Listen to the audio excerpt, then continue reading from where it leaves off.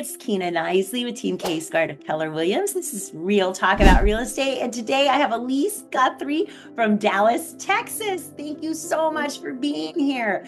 I'm excited. I am too.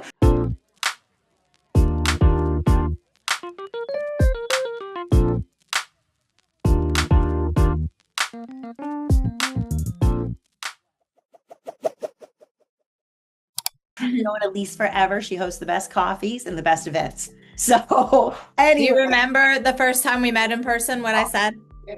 You said you didn't think I was so tall. So apparently I look was short. like, whoa, I thought you were short. Yeah, no, Elyse is a little short. Because I'm just normal. Yes, we were in Anaheim when we had a conference in Anaheim. Oh, so how is Dallas right now? How's everything going there? Yeah, we're busy, but we do have a lot of inventory sitting and having hard conversations with sellers. They need to be realistic. The house needs to look amazing, which I'm very involved in the process of getting it staged, making sure I'm there for pictures, moving things around. We do a walkthrough video tour. And then most importantly, I keep saying, no matter how great my marketing is, I can work magic, but I can't get the household unless it's priced correctly. Exactly. So that's the big thing, because I spend so much time and so much money on my listings, and I know they stand out and I know they look good, but they're not going to get shown if they're not listening to me about pricing. So. Yeah. It's so important, and you almost want to be under market value. Yeah. But the sellers don't want that, you know. So most of them want to be under so you can get multiple offers, and they'll drive it up themselves if it's. Yeah. I know. And if they listen to everything I've said about, move this and move that and let's get it staged if it's vacant, and we price it right the first time, it will sell the first weekend on the market. If it doesn't sell the first weekend on the market, they're just sitting for a little while. So I'm working really hard. Yeah, we're averaging probably 70, 80 days on market for some. And then some that are priced right, they're gone the first weekend. Or if my buyers want them, they're gone the first weekend. If I get a buyer, then it's gone. So yeah. Even if it is set for 100 days, then I get a buyer and it's gone. So that's okay. So what's the average price point for a home in Dallas? Oh gosh, it's all over because we're so big. So it depends on the suburb. My average price point this year is about $575, and that's because I do such a mix of different areas. I mean, I've had some buyers. I have buyers under contract right now for $350, kind of about 30, 45 minutes from Dallas, north of Dallas. And then I have buyers under contract for $870. It totally depends where it is, what suburb, what area. So what do you get for $350? Here you can't get a single family home. Okay, it's hard. $350 is in the little suburb of Little Elm, which is north of Dallas. It is a 4-bedroom, about 1,800 square feet. But again, that's north of Dallas. If that wouldn't be the case in Dallas. It's a nice little suburb. Schools are fair. It's next to, it's located close to freeways, and you can get places. It's located by a lake. One of our best school districts, Frisco, which is a growing area. It's right next to Frisco, so it's kind of like it's almost Frisco. It's a decent little house. I think it was built in maybe early 2000s. So yeah. Wow. So you can, that's kind of a deal. Yeah.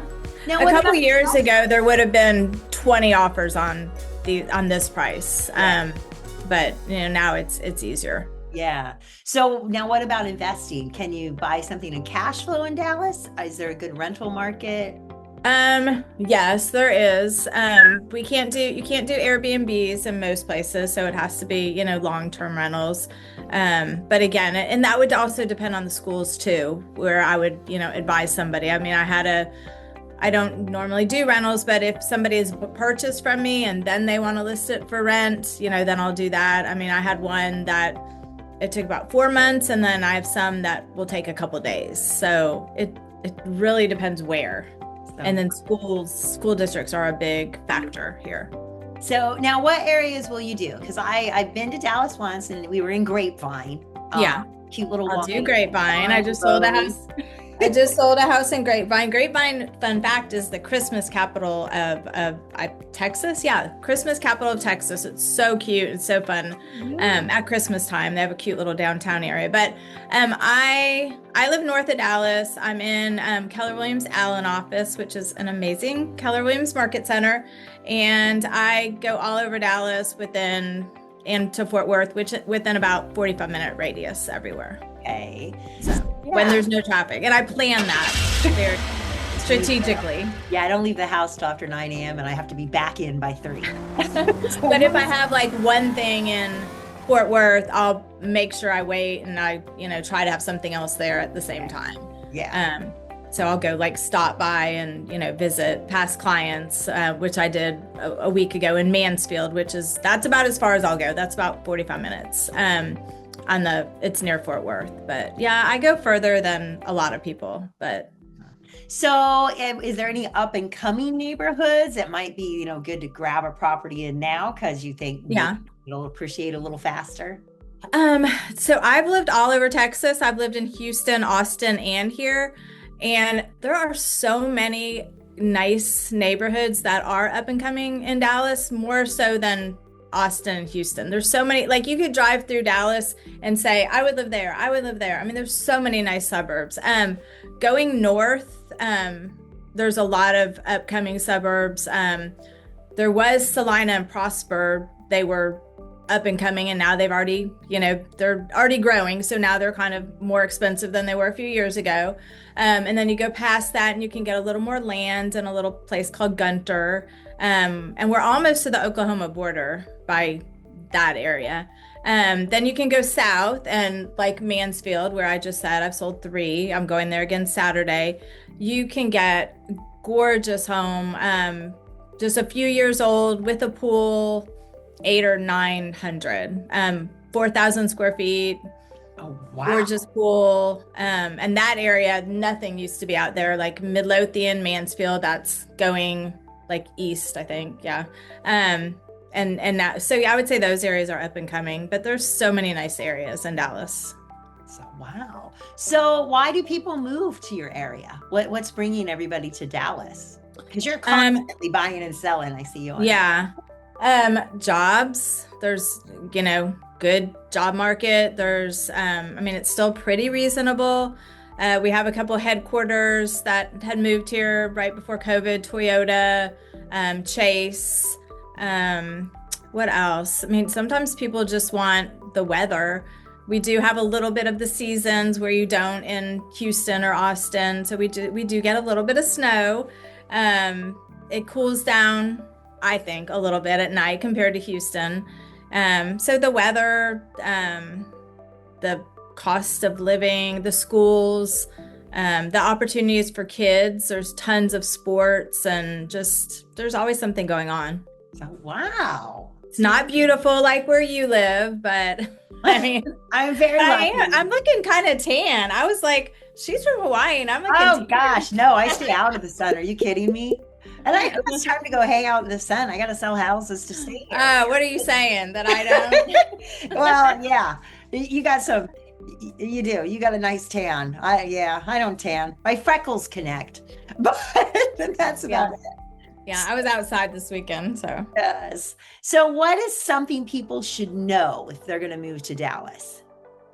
I've had people move, like say, we want to look here, for instance, Mansfield, Little Elm, Rockwall. You cannot do all that in a weekend. It's so big. So I always tell people that if they don't have an area narrowed down, to go and drive, go into the stores, talk to people, go to restaurants, and just get a feeling of where they feel at home, and then narrow it down to a couple areas that you like.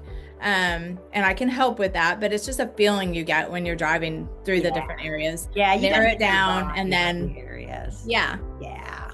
So now, what is something you love to do when you have time? Because you're as busy as I am. So when you have time to have fun, what do you love? Well, I was kind of neglecting my health for a few years, working so much. So I started with a trainer this last year, and I feel like I have more energy and I'm more motivated, and it's like the best way to start my day. So I've been going to the gym. So that's kind of like my happy place, my stress relief. I don't know what I would be doing. I don't know how I would be functioning if I wasn't doing that.